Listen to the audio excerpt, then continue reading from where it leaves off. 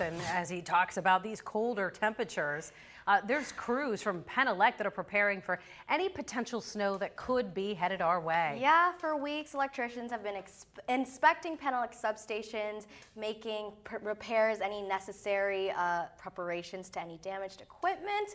These helps will prevent power outages once customers kind of start cranking up the heat at their homes. Yeah, and you might have even already done that. The company, though, Penelec, also uses helicopters. Yeah, they inspect 2,500 miles of transmission lines, and that helps the company pinpoint damaged wires that might not be visible from the ground.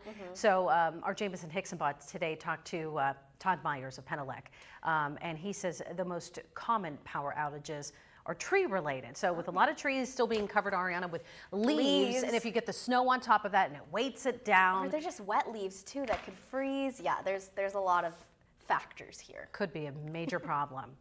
All right, so keep that in mind. But we're talking Halloween because it's tomorrow. Yeah, and for people who celebrate Halloween, of course, maybe you're gonna have, maybe you're going to give out some candy tomorrow night. Maybe you have a trick-or-treater in your household. But also, President Joe Biden and First Lady Jill Biden, they're going to be welcoming trick-or-treaters to the White House to celebrate the holiday. Yeah, so the guest list includes local Washington kids and children from military families. I never got an invitation, President Biden, so I'm a little confused, but it's fine.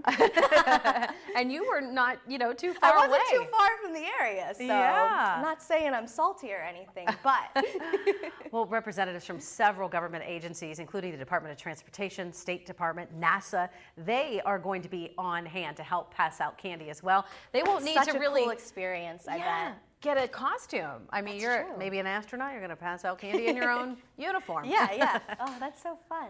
All right, so pretty cool hands-on experience for Gannon students. There it is, that video changing because this was shown off today. Gannon engineers and Edify Empire in Northeast, they collaborated to create custom 3D printed and machine parts for a 1932 Ford vehicle.